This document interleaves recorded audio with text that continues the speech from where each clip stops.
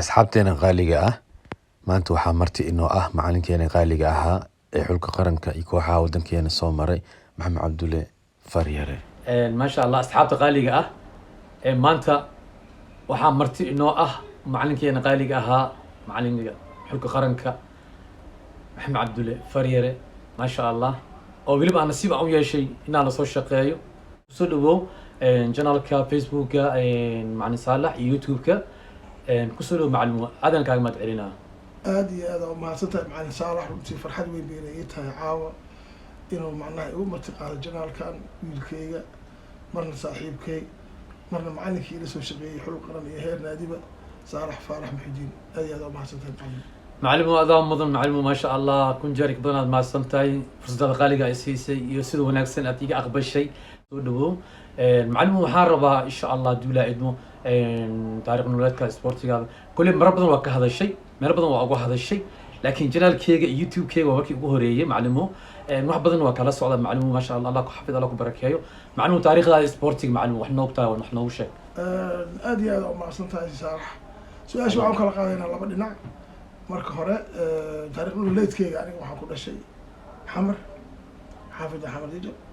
deegaanka loo yaqaan iskoola buluusiyo ما شاء الله aabahay wuxuu ahaa askari biliis ah kana shaqeeya iskoola buluusiyo 1962 aan dhashay ما شاء الله 19 sano jir aan ahay meeshaasaan ku barbaaray waxna ku bartay kadibna aan intaa guursaday anigu aan ka guuray xaafado badan oo xamar kamid ah iyo qaar kamid ah gobolada dalka gaar ahaan weliba gobolka hiiraan ayaan muddo ku noolaa marka alxamdulilah laakiin sideeda waxaan ahay nin ku dhashay xamrajab ninkun hadda tan xamrajab sideeda waxaa la intigaa xamrajab dhinaca nolosha iyo dhalashada taariikhda halkaas waay allah markii aan isku dayay inaan xoogaa faahfaahiyo aniga horta markii ugu horeysay isboortiga waxaan ahay iskool bulsiisa ogtahay garoon weyn ay leedahay laba garoon ay weliba markii hore ay ahaayeen garoonkan tiirarka toogashadana waxaa ku ciyaari jiray kooxdii militariga garoonkan weyn iskool bulsiina kooxda biliiska ku ciyaari jireen oo dhinacaana Saciid Ducaale iyo Kileer iyo Cabdikuusiya ku ciyaari jireen dhinacaas kalena Ismaaciil Gariile iyo Caamir iyo Batuun iyo in la dhihi jiray muxuu ahaa Cabdiliini iyo Ismaaciil ayaa dhinacaas kale ku ciyaari jireen kadib waa tii markuu gacan qoys labada kooxood ku daray marka garoomahaas waa weyn anagu yar fursad heli jirnay markii ay ku ciyaareen marka adduunkana waa ogtoo garoon meeshii garoon leh marwal ciyaartooy laga helaa marka garoomada iskool bulsiya inuu yararka ku bilaabaan ahaan runtii dhalinyaro iyo oo isku xaafad aheen oo garoonigana aad u jecel oo ciyaartooy badan oo weliba seeri ah ay kasoo baxeen ayaa macnaha naga gacan noo qabteen intaan kuu sheegay Saciid Ducaale iyo Kileer nagu xaafaday ahaayeen Saciid Ismaaciil iyo Dirisina ahaayeen iyo waxay degaan xaafadda la dhaho iyo Xuseen Ismaaciil weerkiisa marka deegaanka dhan buu iska jiraan qaliifana la deganay kuusana la deganay marka deegaanka isboortina waa iska deegaan askareed uu ahay أنا واحد banooni ayaga noo geli jireen isla markaasna ayaga nagu dhiirigelin jireen aan tartanno waxaan ka qeyb jiray ciyaaraha Ramadaanka oo ilmaha yararka ah laakiin banooniga officially kooxaha markii la dhaho markii ugu horeysan ciyaar waxaan u ciyaaray kooxo la dhihi jiray Miini oo ahaa 15 sano wixii ka yar oo degmooyin 4 degmo loo qabtay John Rice la dhihi jiray oo xamar jabaan nagu taanaka laakiin degmadan ku almintay jirna way yareen markaas ay ugu horeysan tartamo waxa ay u soo xigay inaan junior noqdo 1988 kooxda gaadiidka laakiin yaraan la igu reebo waxaa la dhahay adiga waa yartahay xogaa yar waxaa ku siinayaa kabeel dhar iska joog aniga marka dadka ciyaarka xaafadda igu ahay waa igu weyn laakiin waa la qaatay laakiin waa la ciyaari jiray aniga moo xogaa cunta ay gashay waa iska dhaafay waa diiday kabacdi 1980 ayaa waxaan kasoo bilaabay ciyaaraha gobolka Jubbada Hoose aan u soo ciyaaray hal sano gobol ugu ciyaaray koox kamid ah kooxaha ka dhisnay Kismaayo oo la yiraahdo dawladda hoose munishibiga ay qaadatay ما شاء الله marka gobolkii waxaa lagu reebay yaraan isla markaas Kismaayo sanadkii kale waxaan fursad ka helay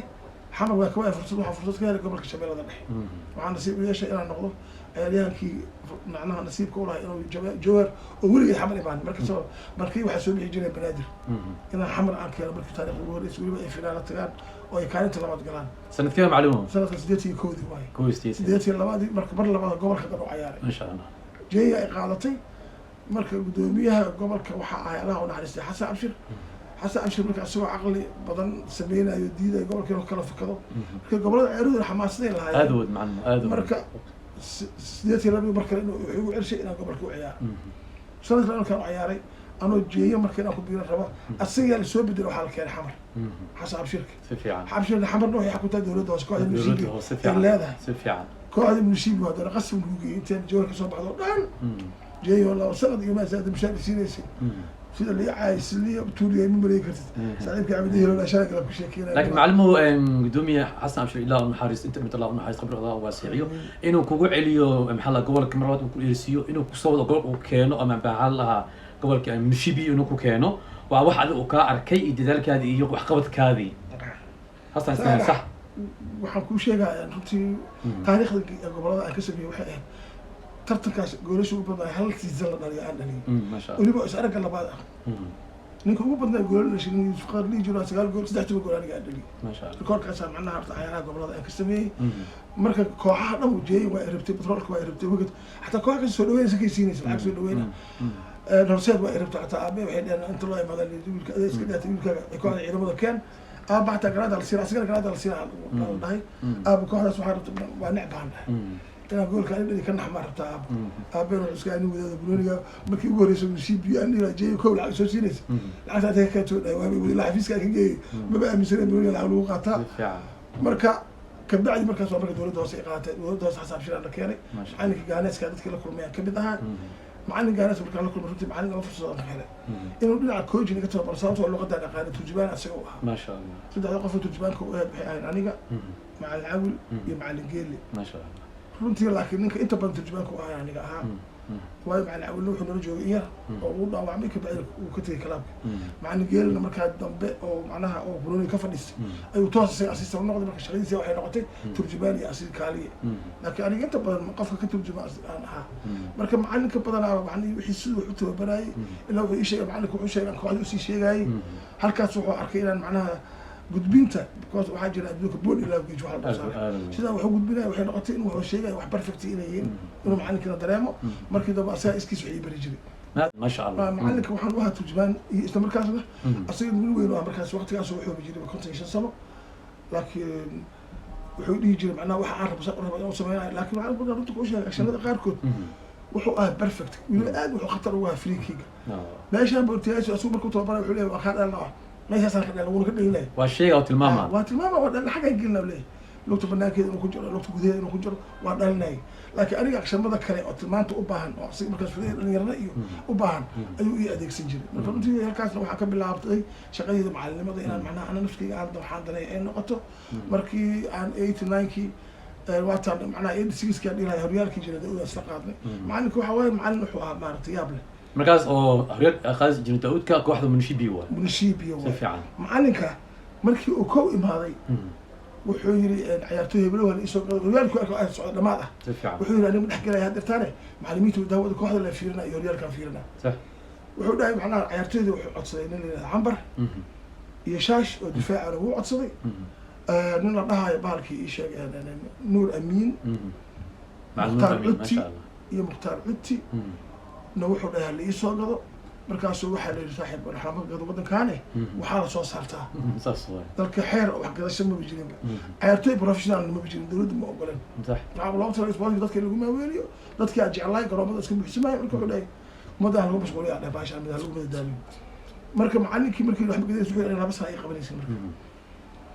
sanadkan kooxda horyaalka waxa laga galnay sanadka isaga la keenayay